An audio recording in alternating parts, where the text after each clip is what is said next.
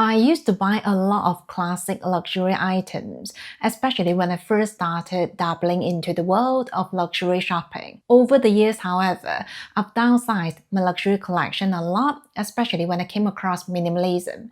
Some of the classic luxury items I've sold include a Cartier Love bracelet, Cartier Just Enclus bracelet and ring, Hermes Kelly necklace in rose gold, Van Cleef & Arpels Magic Alhambra necklace, several Chanel handbags, and the list goes on. At the moment, I still own quite a number of what you would call the classic luxury items, and to a certain extent, I am glad that I bought them when I did. But going forward, there are several very classic luxury pieces that I just don't see myself buying again. So the first classic luxury item that I don't see myself buying again is the Chanel Classic Flap. I have two Chanel bags in my collection, so this one is the mini flap, which to be honest, I really enjoy, and this is something I like to bring on a trip with me because it's tiny and it's crossbody. And this one is the small flap, which I never really use. Now, I still think these are beautiful bags, but I cannot justify the prices anymore.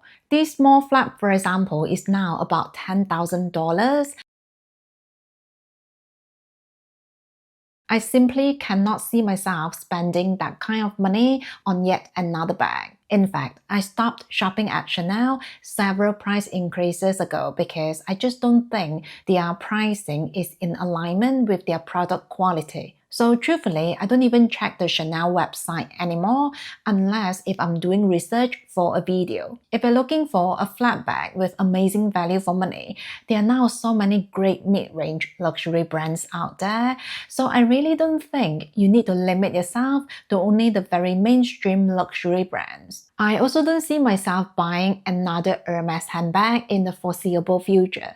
But here's the thing, I actually really enjoy my Hermes handbags, especially my Birkin 25. And I personally also like many designs from Hermes, for example, the Mini Bolide and the Garden Party. Now, some people might think Hermes designs are a little bit boring, but I actually like that they stick to their core collection rather than coming out with a new design every 2 months, like Gucci. That said, I'm simply not interested in building a purchase history just to try to get another bag. Now, I do enjoy many Hermes pieces in my collection, for example, my rose gold jewelry and cashmere scarves. So I am very content with what I already have. Besides, at the moment, I'm really not eyeing on anything from Hermes, so I'm not prepared to buy something random just to try to get a bag offer. Another very classic luxury item that I don't see myself buying again is the Louis Vuitton mini pochette. This might surprise some of you because I used to have a collection of Louis Vuitton small leather goods. In fact, there was a time in my life where I thought I would buy a mini pochette every single year because they do launch a limited edition around Christmas time yearly. Anyway, I'm in a different place now and I'm very thankful for that. Over the last few years, I've sold my entire collection, apart from the pieces that I actually use. So this is the one I'm using, and while this has been a very handy item, it's now very expensive for what it is, in my opinion. I know some people really enjoy having the chain because technically you can use this as a small bag, but that's not something I ever do. But I do appreciate having this because I've been using it every day to carry my daily essentials like lip balm and hand cream. But if God forbid something happens, for example, if it goes missing, I won't be rushing to replace this, especially because there are now so many beautiful toiletry pouches out there which are way cheaper. This one, for example, is from Songmon, and I've also found a really pretty one from Mulberry. Now, I still think Louis Vuitton is one of the more practical brands. I personally use my Louis Vuitton pieces way more than my Chanel pieces because their canvas is so durable and worry-free. So I will not rule out maybe buying a Louis Vuitton bag in the future, but I don't think I will repurchase the mini pochette. Another classic luxury item that I don't see myself buying is the Cleef and Arpels statement necklace.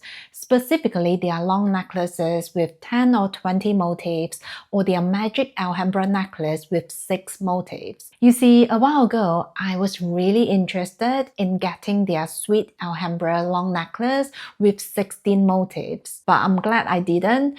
Now, I know a lot of people love these pieces, so I just want to say this is only my personal preference. In my opinion, these statement necklaces are overly feminine and a little bit overbearing, which makes them really tricky to style. Some of you know I used to own a magic Alhambra necklace. I never really wore it because it just did not complement my daily outfits.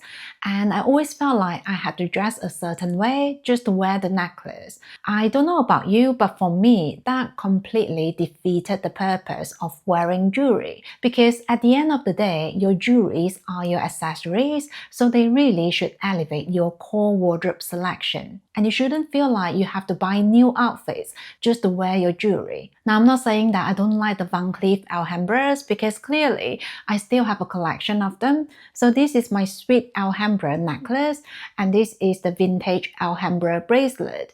And I also have the sweet Alhambra earrings, all of which I really enjoy. But I've come to realize that I don't like wearing statement necklaces, so I'm not gonna buy a Cleef necklace just because it's supposedly classic. Having said all that, I actually really like their vintage Alhambra earrings because I'm someone who likes to wear my statement elements on my ears, so who knows, one day I might add them to my collection. I also don't see myself buying a classic diamond ring from a luxury or designer brand. I've spoken about this before, but I don't actually have an engagement ring, even though I've been married for more than a decade. This might sound really unromantic, but years ago when my husband and I were dating, I said to him, if you're planning to get me a ring, please don't, because I'd rather use that money as the down payment for our house.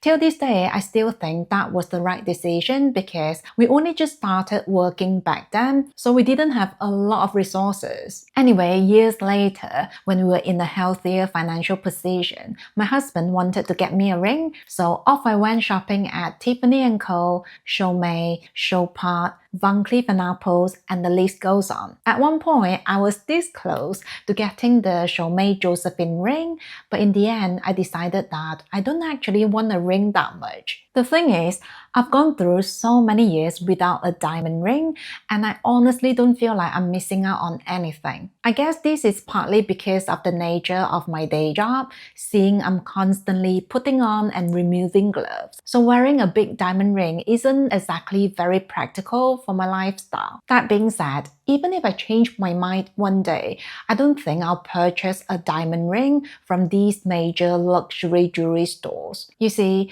after looking at so many diamond rings from so many different brands, I've come to accept that I'm not a diamond expert. The truth is, a lot of diamonds look quite similar to me. Now, obviously, diamonds are priced depending on things like clarities and colors, but unless if I put two diamonds side by side and then look at each one very closely using a magnifying glass, I simply cannot tell the difference, so I'm not sure if I can justify paying so much more for a diamond ring just because it's from a certain brand. So if one day I decide I'm gonna start wearing a diamond ring, I'll be very open to checking out smaller jewelry brands. Moving on, I absolutely would not buy a Louis Vuitton suitcase or any luxury suitcase with very prominent monogram. Last week, I posted a video about the topic of safety in regards with wearing luxury items.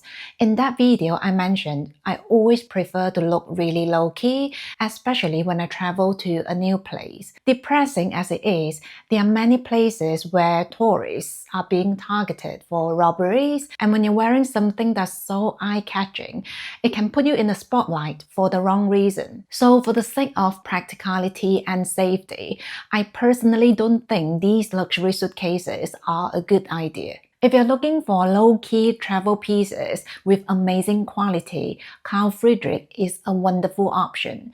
The one I'm using is in black and there's no logo or monogram anywhere. I just love how discreet this is because it means I get to enjoy premium quality without overexposing myself. So those are the luxury items that I no longer see myself buying in the foreseeable future. However, I do want to clarify that I already have a collection of designer pieces, many of which I've owned for many years, and they continue to serve me really well. So I'm not disregarding the value of buying well-made luxury items. The message of this video is really to approach luxury shopping in a more utilitarian way because, trust me, you'll spend a lot more wisely. In fact, one of the reasons I don't shop as much now is because I already have a fairly all-rounded wardrobe, so even if I stop shopping altogether today, I know I'll be okay for many years. Needless to say, our preferences and liking change over time, so I would love to know what are the luxury items